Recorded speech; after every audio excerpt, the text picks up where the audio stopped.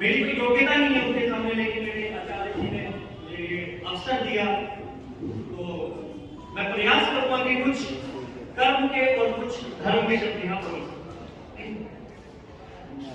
मेरे दादाश्री के टाइम पर भी मैंने दो वचन, दो शब्द उनके बारे में कहे थे, लेकिन बड़े कमाल की बात है, उस समय में एक अलग ही जोश और एक अलग ही पुरुषार्थ था।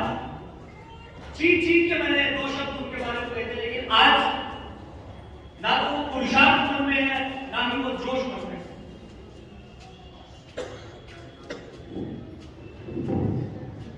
क्योंकि आज बात प्रेम की,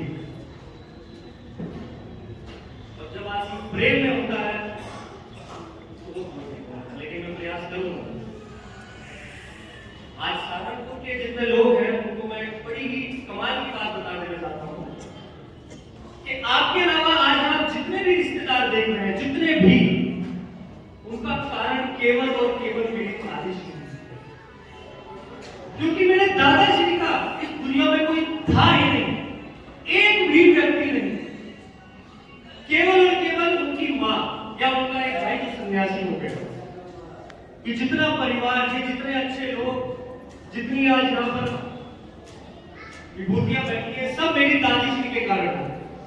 16 साल की उम्र में उनका विवाह हो गया। आज के समय में इतनी बड़ी लड़कियां हो जाती, लेकिन उनको समझ नहीं आता क्या करना है, लेकिन उस 16 साल की बच्ची ने मेरे दादाश्री को भी संभाला, अपने दो बच्चों को भी संभाला, उनके आगे परिवार को भी संभाला और हमको भी संभाला। दुनिया में लोग कहते हैं कि रिश्तेदार ऐसे, रिश्तेदार वैसे, लेकिन हमारे परिवार के केस में, बब्बर परिवार के केस में ये चीज गलत है। आज तक हमारा साथ केवल और केवल रिश्तेदारों ने ही दिया। मेरी दादाश्री के शायद 6 या 7 भाई थे, उनकी एक बहन भी थी। मेरी दादाश्री के प्रेम के चलते हुए उनकी बहन ने हमारे परिवार पे इतना बड़ा उपकार किया जो मैं आपको बताना चाहता हूँ। हमारे परिवार में कई पीढ़ियों से लड़की ही नहीं होती थी, हमारे परिवार में कन्या ही नहीं थी। आज वो यहाँ पर बैठी हुई है, उन्होंने हमें कन्या दी, हमें बुआ दी, मेरे भाइयों को, मेरे दोनों पिताओं को उन्होंने बहन दी, तो हमारे घर में खुशहाली है। उनके दो भाइयों को मैं यहाँ पर बताना चाहूंगा। एक भाई का नाम, उनके नाम है श्याम, जिन्हें हम श्याम बाबा जी कहते हैं, और उनके एक भाई महेश। उन्होंने मेरे दोनों पिताओं को ऐसे संभाला जैसे उनके पुत्र से भी बढ़कर। मैं आज इस भवन से, इस मंच से पूरे चौहान परिवार का, जिन्होंने हमेशा बब्बर परिवार पर अपनी कृपा बनाए रखी, मैं बहुत बहुत बहुत धन्यवाद करता हूं। यदि मेरे परिवार से कोई भी चूक, कोई भी गलती हो तो हमें क्षमा करें। इसी प्रकार हमारे पे, हमारे शुभ काम में, अशुभ काम में या कोई भी काम में हमारा साथ दे, आपकी बड़ी कृपा है। ये तो थी कर्म की बात। अब आती है धर्म की बात। धर्म की बात करना क्यों आवश्यक है? क्योंकि आज के समय पे अगर मैं आप सबको फोन करूं और कहूं कि आओ धर्म की बात करनी है, कोई नहीं आएगा, किसी के पास टाइम नहीं है। हम सनातनियों के साथ एक बड़ी विडंबना, हमें मौके तलाश करने पड़ते हैं धर्म की बात करने के लिए। लेकिन आज ये सभा बड़े से बड़े धर्मज्ञों के साथ बैठी है। रामलीला के कितने पात्र जो वर्षों से रामलीला करते आए हैं और इतने ज्ञानी लोग हैं, वो यहाँ बैठे हैं। बब्बर परिवार का बड़ा सौभाग्य है कि ऐसी सभा में मेरी दादाश्री की क्रिया हो रही है। यहाँ पर स्त्रियां बैठी हैं, आज स्त्रियों की बात हो रही है। आप सब जानते हैं एक बच्ची को, जो एक बच्ची पैदा होती है, उसे दादी बनने में 70 साल लगते हैं। 70 साल का उसे सफर तय करना पड़ता है, तब जाके उसके हाथों में वो दादी वाली खुशबू आती है। आप एक जवान लड़की के सीने से लग जाओ, एक दादी के सीने से लग जाओ, आपको पता लग जाएगा कि क्या फर्क है एक जवान लड़की, एक छोटी लड़की और दादी। यहाँ मेरी बहुत सारी दादियां बैठी हैं, नानियां बैठी हैं। मेरी उम्र के जितने भी यहाँ लड़के या लड़कियां बैठी हैं, मैं चाहता हूं उनका आशीर्वाद लें, उनकी सेवा करें और जितना हो सके उनसे ज्ञान प्राप्त करें। क्योंकि जो माहौल चल रहा है, मुझे ऐसा लगता है कि आखिरी शताब्दी बची है दादियों और नानियों की। कितने देश वहां पर बोलते हैं ग्रैंड या ग्रैंड, उनसे रिक्त हो चुकी है।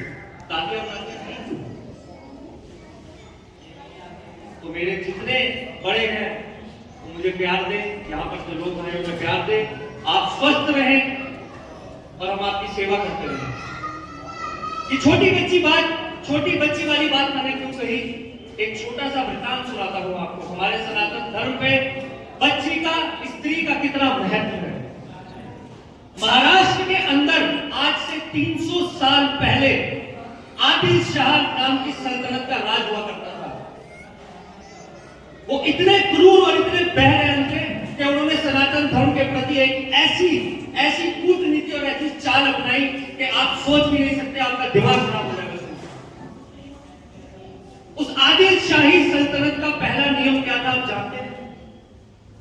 उस आदिल शाही सल्तनत का पहला नियम था, आप एक शब्द सुनते ना, बलात्कार। वो बलात्कार शब्द वहां से आया। उनका पहला नियम था कि हिंदुओं की जितनी बेटियां पैदा हो उन बच्चियों का बलात्कार कर दो। उसमें उनके दो फायदे होंगे।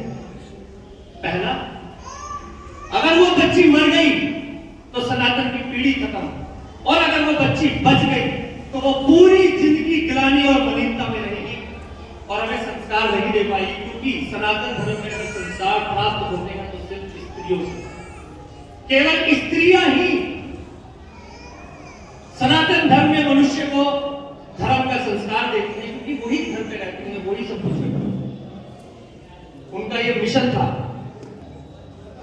तब जाके वहां एक सूरमा पैदा हुआ, छत्रपति शिवाजी महाराज, जिनका आप नाम सुनते हैं। उन्होंने एक मुहिम चलाई कि आज के पश्चात अगर महाराष्ट्र में कोई बलात्कार करेगा तो उसे जिंदा जला दिया जाएगा, क्योंकि उनका एक बहुत अच्छा विचार था स्त्रियों के मामले में। संरक्षण, स्वतंत्रता और सेवा, उनका यह मूल मंत्र जब उन्होंने पूरी दुनिया को दिया तो पूरी दुनिया में दोबारा सनातन धर्म और स्त्रियों की रक्षा हो सकी। संरक्षण का अर्थ कि जब हमारी बच्चियां पैदा हो तो हम उन्हें संरक्षित करें, उन्हें संस्कार दें, ताकि वो जब जवान हो तो हमारे उन संस्कार और संरक्षण को याद करके वो कभी जीवन में गलत ना हो, और उनकी जवानी में उन्हें स्वतंत्रता प्रदान करें, ताकि वो स्वतंत्र रहकर जो चाहे जीवन में कर सके और हमारा नाम रोशन करे। और सेवा, हमें अपने बड़े बुजुर्गों की सेवा का पाठ पढ़ाया, ताकि जो बड़े बुजुर्ग हमारे हैं, हमारी बड़े बुजुर्ग कौन में हमारी दादियां हैं, नानियां हैं, वो हमें संस्कार दे सके। हमें धन्यवाद करना चाहिए छत्रपति शिवाजी महाराज का, जिन्होंने अपना पूरा जीवन सनातन धर्म के बलिदान में लगा दिया। और एक और बात बता दूं, आज हम सब लोग ये कहते हैं कि हम अमीर बन जाएंगे, हम ये बन जाएंगे, वो बन जाएंगे तो धर्म की बात करेंगे। छत्रपति शिवाजी महाराज की अगर विडंबना बता दूं तो चीर जाएगा दिल। उस आदिल शाही सल्तनत में उनके पिताजी नौकरी का काम करते थे। उन्होंने एक बार नहीं सोचा कि मेरे पिता का होगा क्या। उनके पिता ने उन्होंने कहा, शिवाजी तू चिंता मत कर, धर्म के लिए लड़ जाए, हाँ मेरा कुछ भी हो, ना वो डरे और धर्म की स्थापना करके माने। इसलिए अपने मन में हमेशा धर्म का विचार करें, क्योंकि ये धर्म ही है जो हमें ऊंचाइयों तक पहुंचा सकता है। आज मैं सबको बता देना चाहता हूं कि मैं मुंबई में हूं, एक्टिंग फील्ड में काम करता हूं। मैं नीचे से ऊपर तक केवल और केवल धर्म के आधार पर पहुंचा हूं। धर्म के लिए जिया हूं, धर्म के लिए जीना हूं और धर्म के लिए मरूंगा। और भगवान ने अगर साथ दिया तो बहुत जल्द इस पूरे भारत को हम सनातन धर्म में परिवर्तित करने का पूरा प्रयास करेंगे। और मेरे साथ आप सभी लोग सनातन धर्म का जयकारा लगाएंगे। और ये जयकारा इसलिए मत लगाना कि हाँ मेरी दादी जी की क्रिया है, दादी जी तो चली गई है, उन्हें सदगति प्राप्त हो गई। आज जो जयकारा लगे तो नुमाइश के हमको ये लगे कि 4 सनातनी यहां पर बैठ के क्रिया कर रहे हैं। सत्य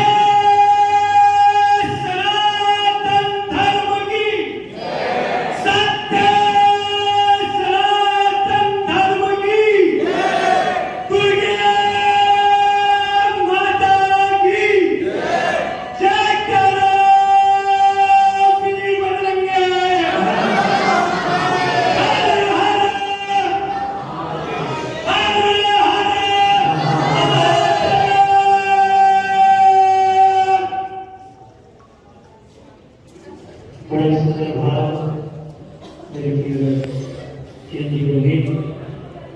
और देखिए